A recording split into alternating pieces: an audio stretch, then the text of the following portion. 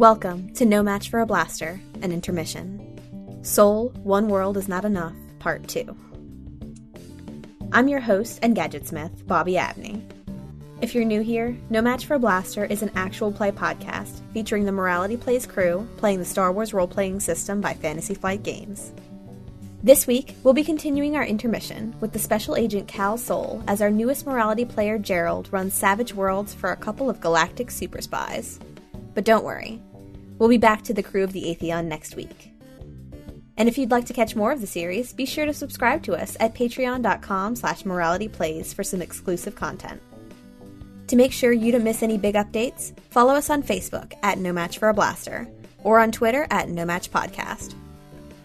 And now, it's time to see Sol. Kal Sol.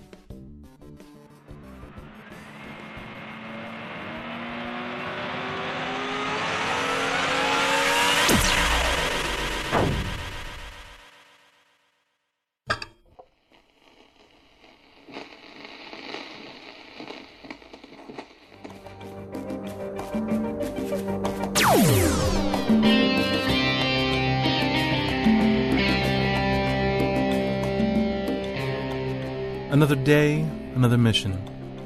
Another day of preventing interplanetary war, destroying superweapons, protecting diplomats. Not to say that my job is all danger and blaster fire. Some days, it's about smooth talking and smoother drinks, well-tailored suits and beautiful women. But then, there are days when the fate of the galaxy is on the line. And I'm the only person there to keep the chaos at bay. And I have a feeling today will be one of those days. Yes, it's just another day as Sol. Kal Sol.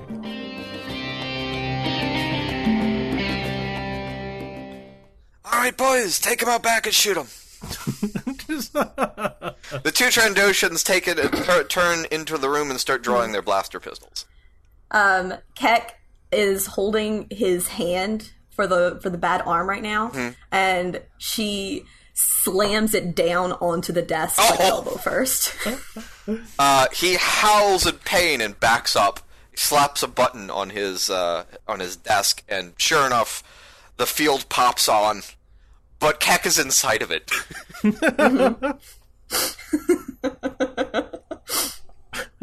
I spin around, draw my blaster, and point it at the doorway.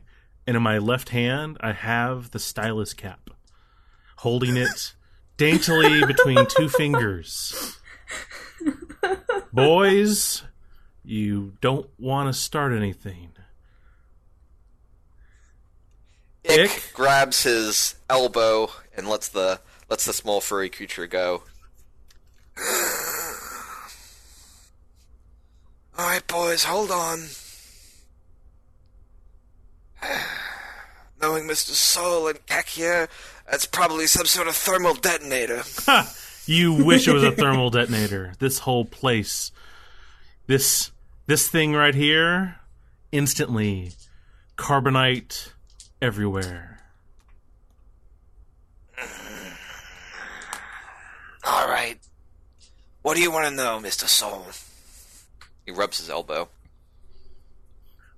For the record, he didn't pick up. There was a blaster. There's a blaster. Desk, it's right? still on the desk. Yeah. Yeah, she takes that, so he can't get to it. I slowly lower my blaster, waiting for the guards to do the same. They'll lower their weapons. Okay. They don't leave the room. Yeah, that's fine. I reach up to my chrono and press the button once to do a replay of the audio file that I got from the intro. And I do not fast forward. Did you come here to gloat about your latest conquest? This isn't me. You don't hear her yelling Sol, do you? Everybody in the room sighs. After Sol, is this really necessary? Yes, it's very necessary. It's mission. Wait, this is a good bit. Mission critical. After about 4 minutes, it gets to her actually. Like you hear me say, Sol, Kal Sol, and then you hear her name.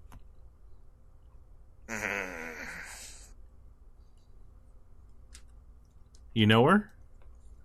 Yes.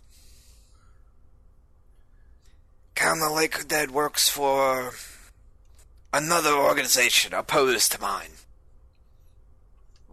They've been making themselves quite the nuisance. By any chance, are you going to kill her? Only if I probably, yeah. Well, she killed an admiral, and Keck, Keck. Don't listen to this part. She quirks an eyebrow at you. You don't. It's more paperwork if you hear this bit. That's fine. You see her staring. Okay, you know what? Fine. All right. Killed an admiral, and I got roughed up by twins. Don't ask. And yeah, she's gonna get. Yeah, probably she's gonna drop. Yeah. See, now you're gonna have to paperwork. So, what you're telling us is our interests are aligned. As peculiar as that may be, yes. Go listen to some jizz and have a drink. I'll arrange a meeting. Sounds good. I don't say this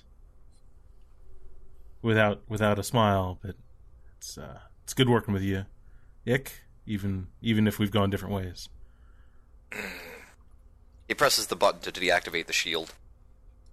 Come on, Keck. Let's go take in some jizz. And if I could have my blaster back, please. She kind of flips it around on a finger, looks at it, inspects it for a moment, and passes it over to him. He takes it back and puts it back in his desk. I delicately put the pin cap back into my breast pocket.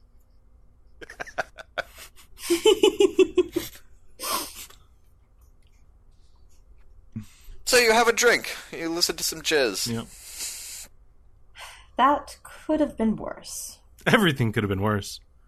When you have a day in my line of work that's the worst of it, you don't have another one. Hey. I suppose that's true. The pin cap worked out great. He hands you the pin cap. The stylus cap. Right, as I designed. There are still people around. You weren't that bad out there. Neither were you. It was quick thinking. Went right for the weakness, his arm. Got in close. Did you spot the thing with the desk before it all went down? Well, yes, obviously. There were power cells. Why would a desk otherwise need a power cell unless... Star pencil sharpener? Well, not that big a one. Margarita blender? There's a lot of reasons. We don't have to go through them. But it's good. It's good Cocktail work. shaker. It's good. It's good. It's good. Good job out there. Over there. In there. That room. Yeah. Thank you. Drink. A server droid approaches both of you with a drinks menu. I'll have the white Cardassian. It beeps. Swivels its head to look at Keck. I believe... You know what? Keck is a professional. She doesn't drink alcohol on the job. There's an idea. And, yeah, she orders the equivalent of a Star Shirley Temple. All right. Yeah. Like, we're working. Yeah. You want to drink. This is not the time you want to be impaired. No, but it is the time I want to drink.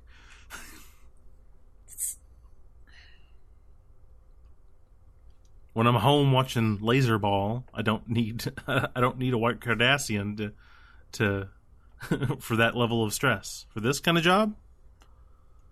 This is why you always break my things. Every time. Do you have another stylus, by the way? It could actually come in handy. Do I have another stylus, bud? Absolutely. Yes, I do. Of course. He will haphazardly grab the stylus, but then when he gets the cap, he will incredibly delicately put it on there, as if the stylist... As if that's the important part? Yeah. Because he did not pay attention to the instructions at all. No. Or the stylist disarms the cap. Yes. Yeah. It's a blasting cap, obviously. Oh, no. Yeah, Keck is assuming that you're treating it that way in order to, like, trick everybody into thinking that that's really the case. You know, it can be more than one thing.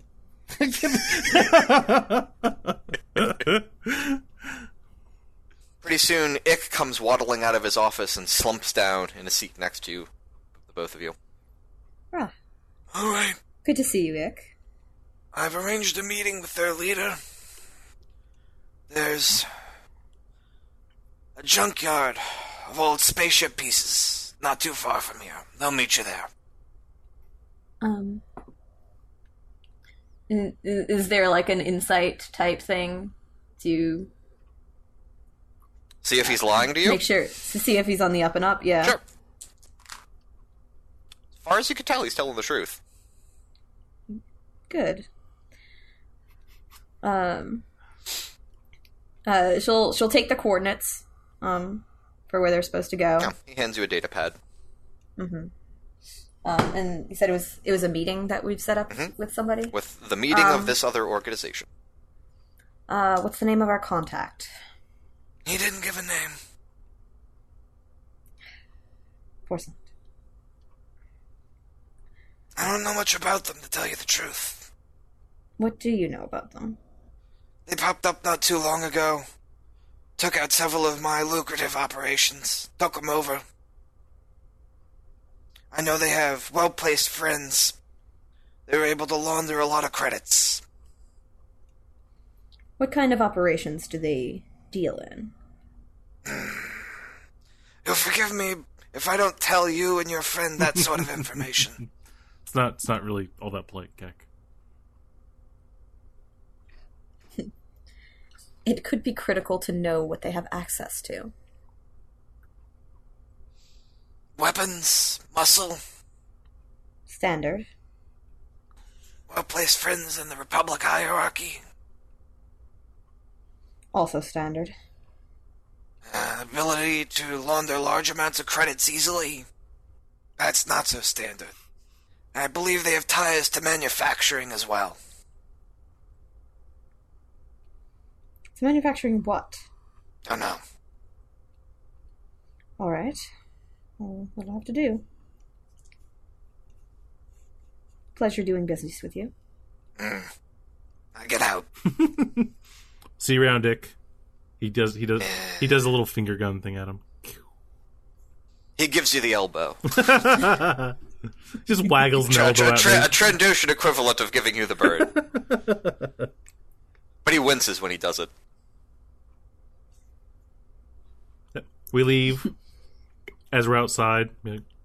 So, first mission. What do you think about Ick's information? It's not my first mission. It's your first field mission. It's not my first field mission. I've been in the field before. Did you not know this? We've worked together for how many years? I was a field agent long before I was in the lab. Really? Yes, of course. You and the other technical specialists. I always assume that you guys just stay in there. Well, not all of them, but I've been in the field before. It's been a few years, but... A few years? Well, yes. But I know my way around. So what do you think? Do you think it's a trap? Well, it's most definitely a trap. It's always a trap.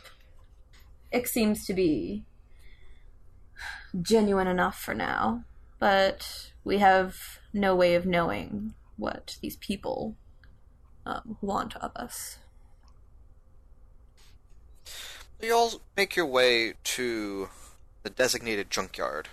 And it is, in fact, a spaceship junkyard. It's on the planet, though, so it's not out in space.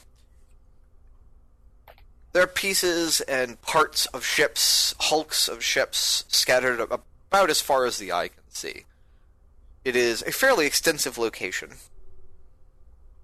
But there is a spot off to one side that has been cleared. It looks like something has recently pushed a whole bunch of the debris to one side. Can I have a device that's almost sort of a hearing aid device that kind of increases sounds for me so that I can, like, perceive better and kind of look around? I want to listen because this is a very I don't know. location. You might be able to throw something together if you had a whole bunch of parts. If you say this out loud, I will break something so you have some parts. We're in a junkyard. You don't have to blow anything. I'm halfway through dismantling the minibar light system. Yes, you absolutely could put something like that together, but you'll have to describe it for us. Okay. So here's the thing. Right now I'm looking at pictures of Tigruda. Are they like tentacles? Like, where are their ears? I don't know where they hear from. Ah. You see? Interesting problem you've discovered. Yeah. You make a device that looks like an ear. Don't describe it in too much detail and you'll be fine. What did you say, Ito? You make a device. It gives you ears. Ingenious. See, I never wear those things. Now I can finally wear glasses. Now I want her to have, like, some kind of weird star glasses that just kind of, like, sit on her nose, but they don't have Their repulsor lift technology glasses that just hover right in front of her face, in front of her eyes. Yeah, they sit on her nose. They don't her repulsor glasses. That way you could snatch them off when you're angry and point at people. Yeah, precisely. and then put them back on. Yes.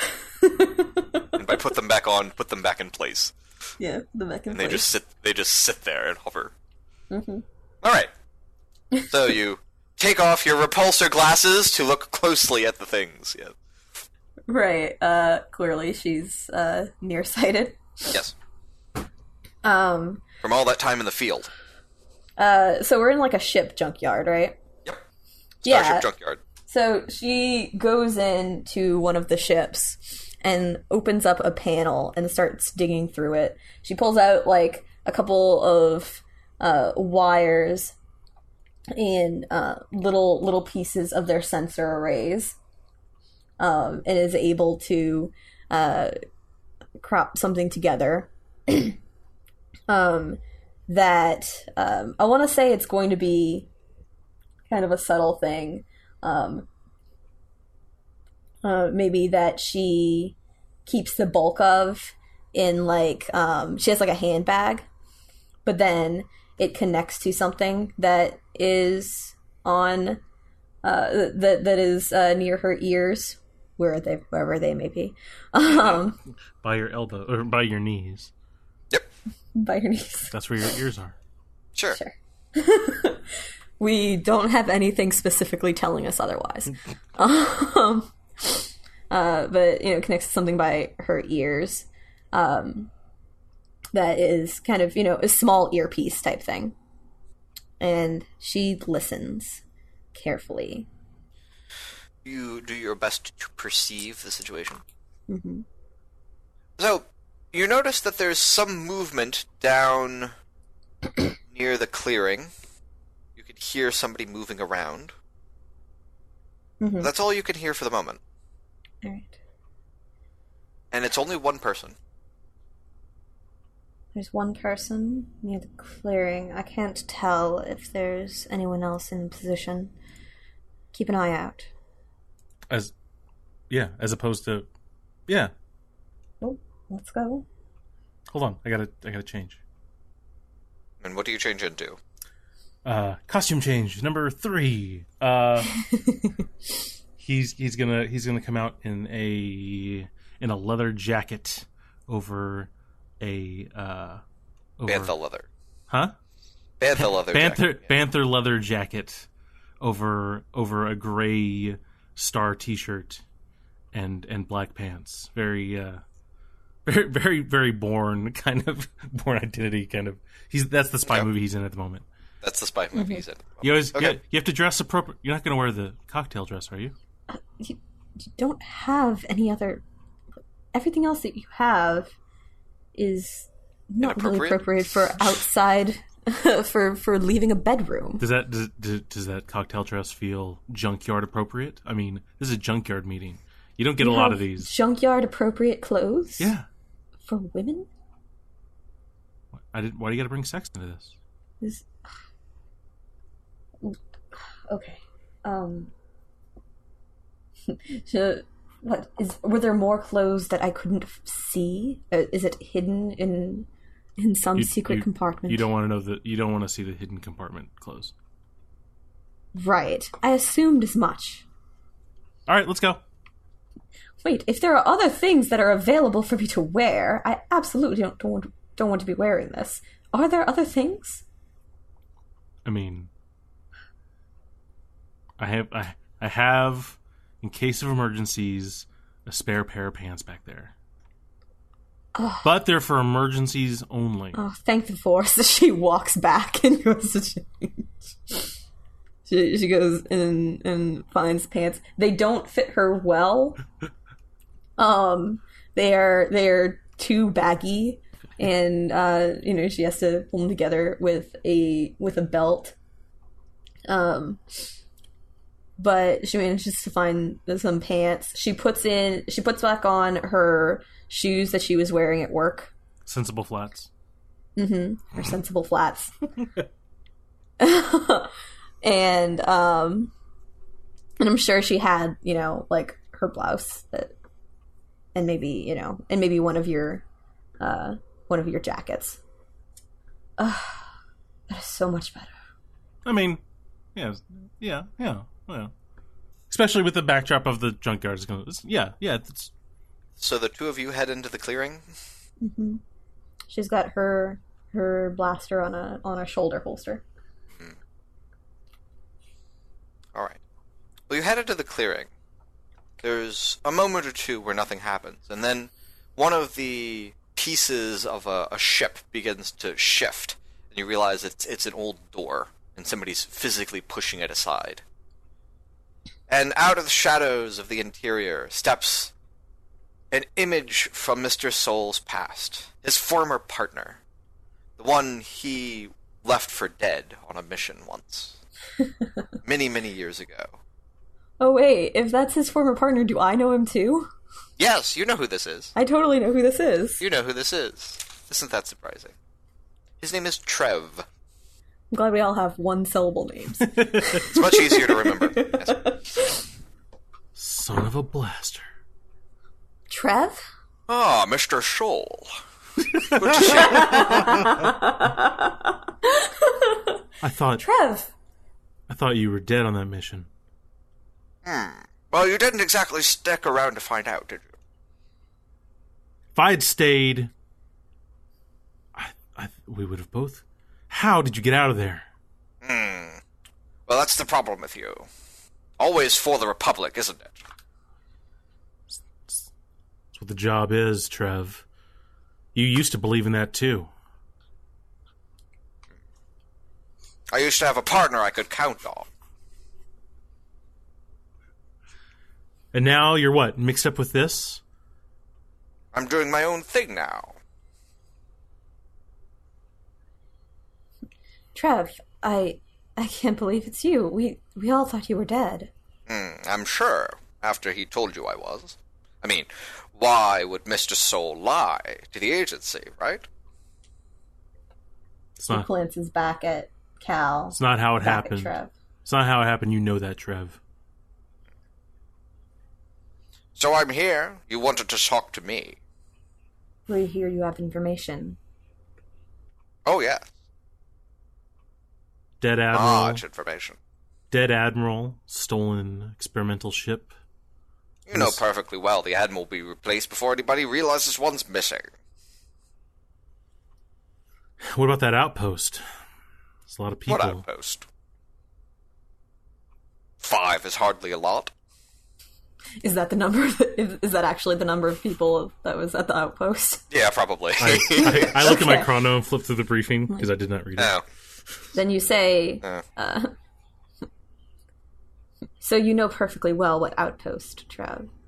Oh, yes. We need to find the person who did all of this. But you already have. Get behind me. Get behind me, Keck. He reaches for his own chronometer on his wrist. I've got to recognize that, right? Yeah, it's it's an older series from back when he was still with the agency. It's a transmitter. It sends signals. Keck turns to Kal and says, "Kal, your chronometer now." Okay, he's starting to go for his blaster, and you say that, and he'll go for his chrono. Trev clicks his chronometer and smiles at you, but nothing happens. And he looks down at his chronometer.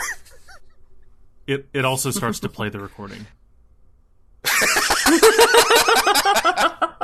That's one way to scramble it. Yeah. What is this? Oh, Sol. Really? It's not. It's the. Don't act like you're. He turns on his heel and starts walking back away. He looks at both of you. Neither of you surprised. Don't give me that. I start going towards Trev.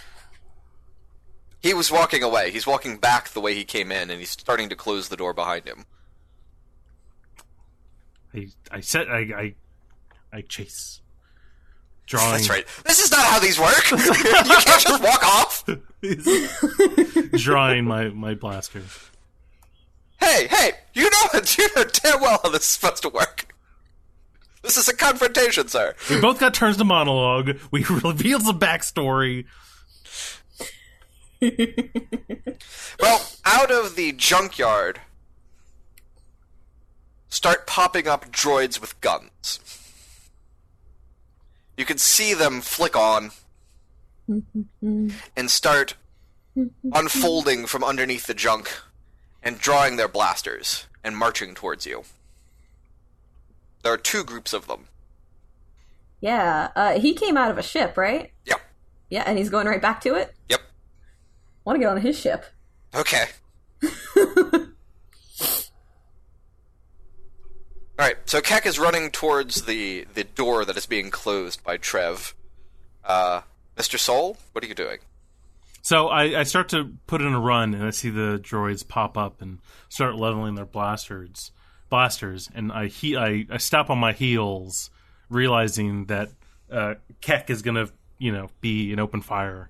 And I'm going to try and grab a piece of debris, and then block our dash. Use it as cover. Yeah. Okay, that's a great idea. Let's see if you can't.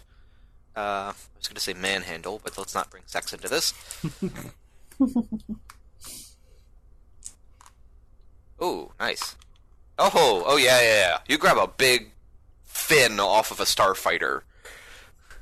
As you see, I pull up a large fin of a starfighter and hold it as a shield for me and Keck. And as blaster shots ring across it, you see the rebellion symbol emblazoned on it as fire erupts from around it where the blaster shots hit.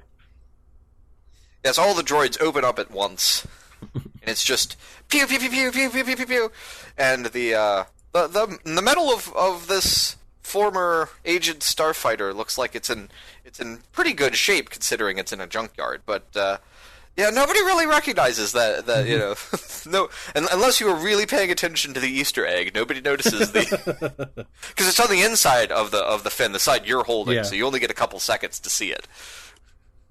Pew pew pew pew pew pew pew pew pew pew pew. Go! We gotta go! I gotta go! We got us covered. I'm going. Let's go.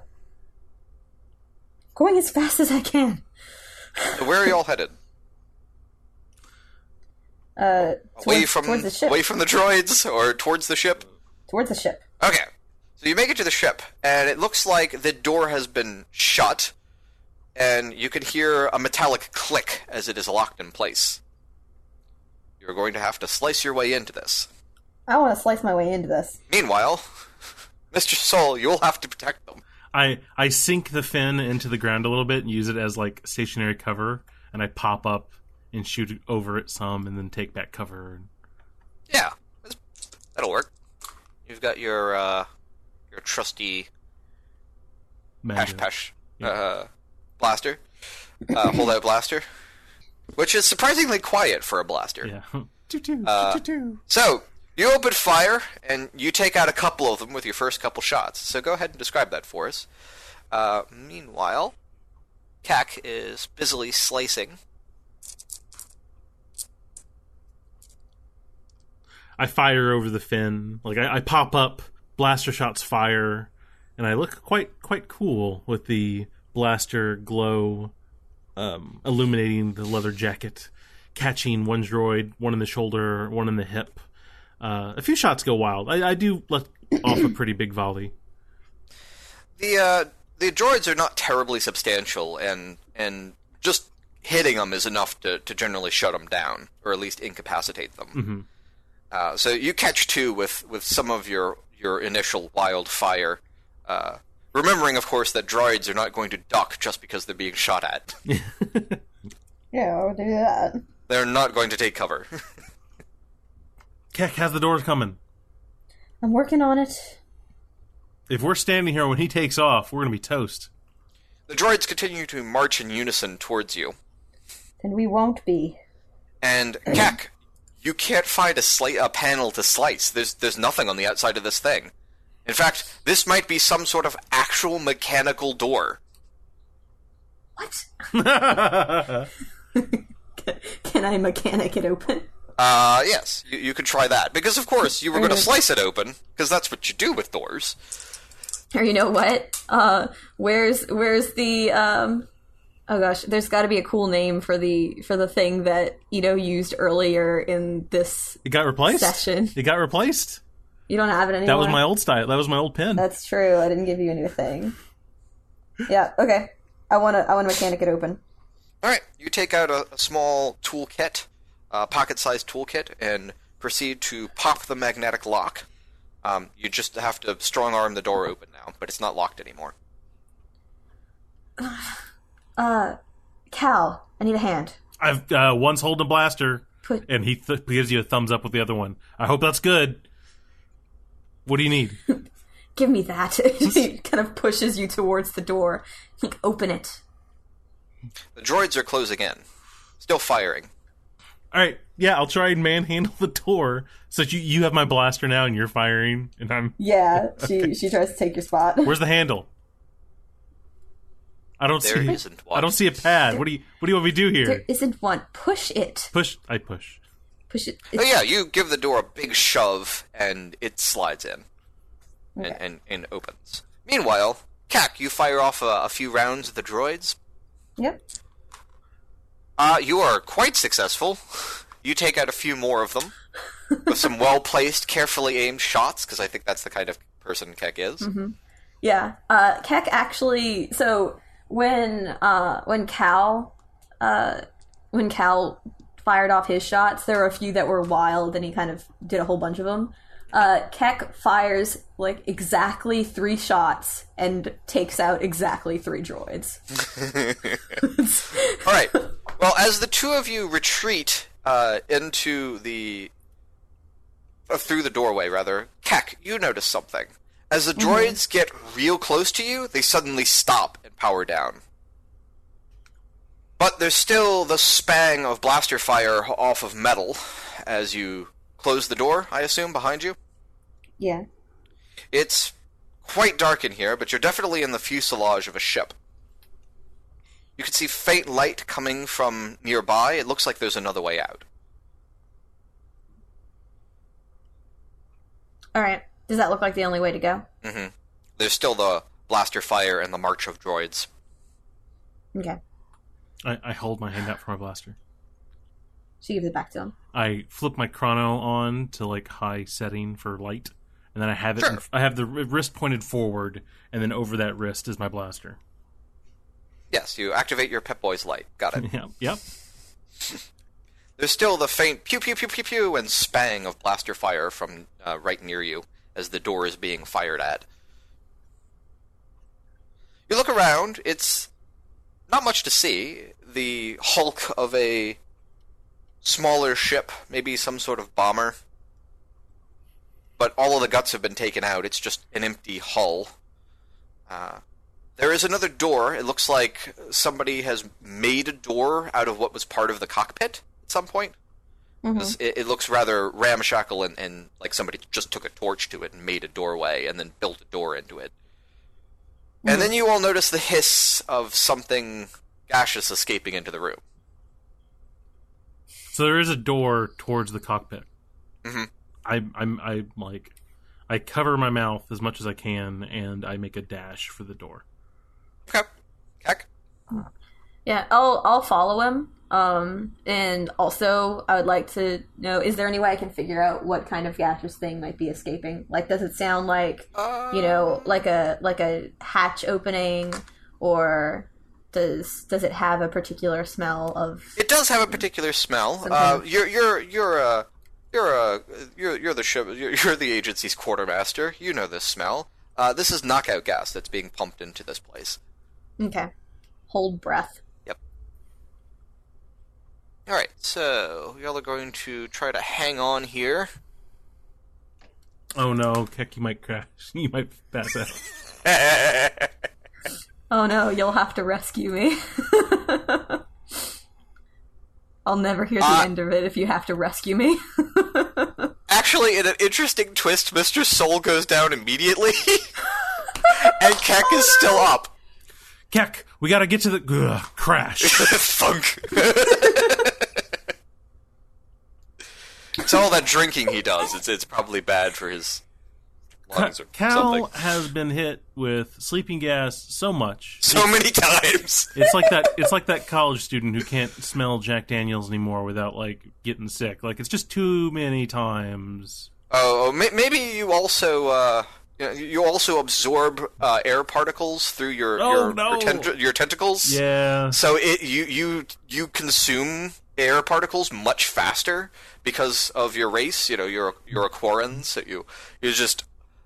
you're able to be amphibious because you can absorb air through moisture or through and it's very moist on this planet apparently. So you just take it all in one big gulp. And down you go. I'd like to find where the gas is coming from. And it looks like two or three little pinholes have been inserted into this fuselage, and they must be coming through there because you don't see anywhere else unless they're pushing the gas from underneath the other exit. Mm-hmm. Which is also possible, but it's kind of hard to tell. Okay. Is there like because I'm in a ship, right? So you're in the hulk of a ship, yes. Yeah. But all of the guts of the ship have been torn out. Okay, there aren't any guts of the ship. Okay. Then I need to try to plug up those holes, I guess. Okay. So I'd like to attempt to do that. With what? Fabric. Let's kind of use fabric because I think that's the best thing. Or if fabric I have and a really dangerous stylus to just kind of shove the fabric. Do I have some sort of putty? I don't think so. In no. my in my thing? Probably okay. not.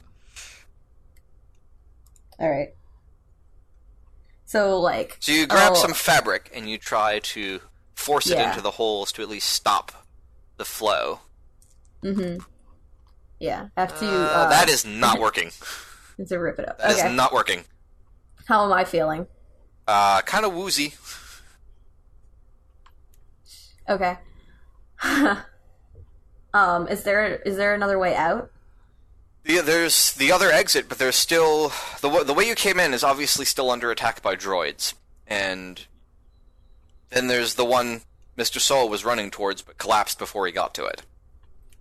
Okay, I'd like to go that way, and see if I can get that open to disperse the gas. Okay. You try to wrench the door open, because strength is your strong suit. Mm-hmm.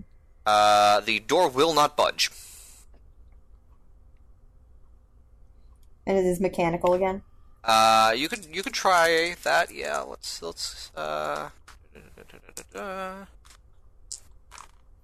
Okay. You work your mechanical magic and you pop the magnetic lock. Mm-hmm. And you find yourself staring at a Twilek girl with a weapon pointed at you. And the last thing you remember is her smiling and pulling the trigger. And I'm dead! Yay! There's a whine of her weapon, and you feel like you've been punched in the chest and you lose consciousness. Okay. So both of you wake up. Both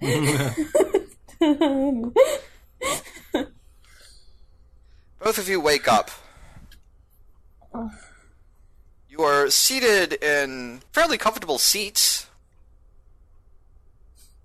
Are we tied to them? You sure are. Okay. That seems appropriate. You seem to be in some sort of fighter, Kak. Mr. Sol recognizes this fighter.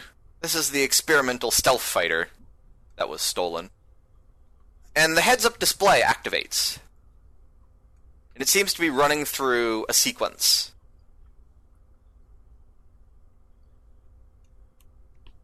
I thrash around trying to pull at my restraints. No dice. Kal? Kal. Yeah? Self-destruct activated. Oh, no, I said Chris. yeah. I didn't... Griff! A timer on the Starfighter begins to count down. Oh, crap. Does this always happen to you? More often than you probably want to know. Do a quick perception. You look around the small cockpit. There are controls. You could probably pilot the ship or stop it if you weren't tied up. Mm-hmm. You've been tied in such a way that you couldn't possibly reach the controls. Mm-hmm. Okay. I know what I'm going to try and do.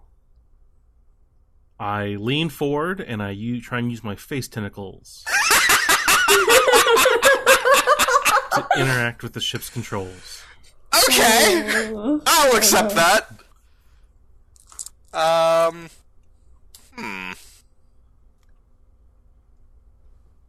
gonna call this agility, I think. Fair. That you have a D10 in. Okay! You can just reach the control panel with your tentacles. Oh my god. But you can't hit the buttons that would stop the self-destruct. But you can reach some of the controls. How are we tied? What are we tied to the chairs with? Binder cuffs. Any way I can pick my way out of that? If anybody could, it's probably Keck. But Yeah, the numbers continue the numbers continue to count down as you struggle to figure out what to do. I try to pick the lock. Do you have any sort of device that might help? I have a whole I have a little toolkit with me, right? There has to be like little. Oh, but do you have some plasticky cool things and spy such. device that's something that's hidden inside of something else? You are Keck after all. Yeah, I should, huh? Yep. Gosh, it's on my wrist, so it has to be somewhere that I can reach. It's hidden in. I keep going back to different kinds of jewelry. I'm trying to figure out which one is coolest. A ring? Yeah. It would be the most convenient to being tied up. As she sits there with her hands tied up, she kind of slowly turns one of the rings on her finger around, because if she can reach anything, it's that, and kind of holds both sides, presses both sides of it down, and a little tool pops out that she starts to use to try to unlock the cuffs. You have 10 seconds left, and you make extremely short work of these cuffs, Keck. They they do not stand a chance. You shout boo and they run away. I unlock them and rush towards the controls to turn off the self-destruct. Alright. You type in some appropriate commands to see if you can't shut off the... it looks like somebody has overridden these controls. Oh, God. 5. I have a terrible 4. idea. I'm going to so I have my face on the controls, right? Uh-huh. So I'm going to open up the top hatch, and I'm gonna tell it to do a barrel roll, and then go.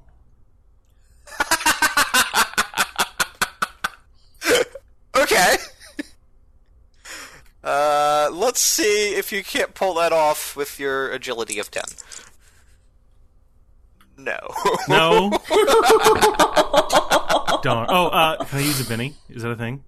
Yes. Yeah. You can re-roll. That's fine. Yeah.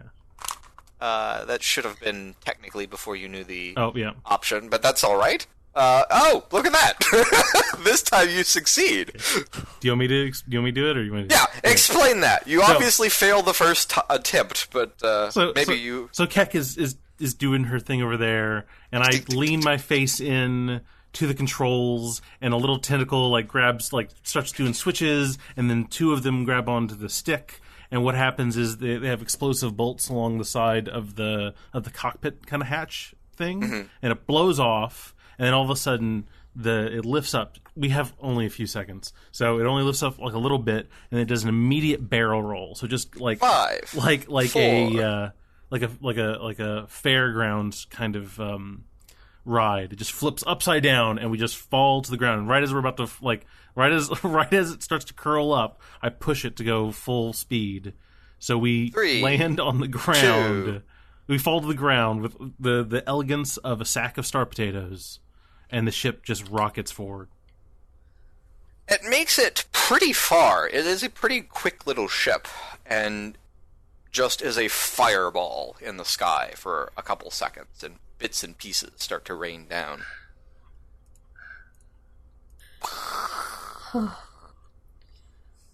Griff.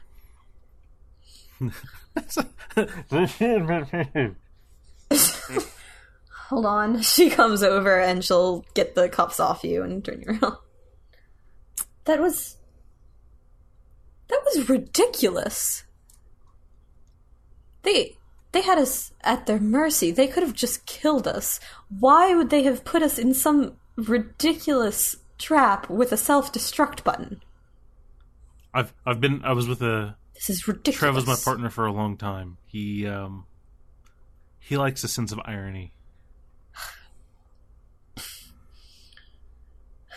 Pretty soon you hear the sound of security sirens, and repulsor craft start moving in towards you. Gosh. Yeah, I think, are they far enough away that we can cheese it, or is this a no cheese, no Gouda go? You can certainly give it a shot, but they are in repulsor craft and you are on foot. No, we're Well, it's hiding, right? Huh? Then it's hiding. The repulsor craft are pulling inside of the, or hovering at this point inside of the junkyard at this point. Yeah. They've obviously spotted you. They're put training lights on you. Yeah, I put my hands up. Well, congratulations. You're both arrested. Ta-da! And end of episode.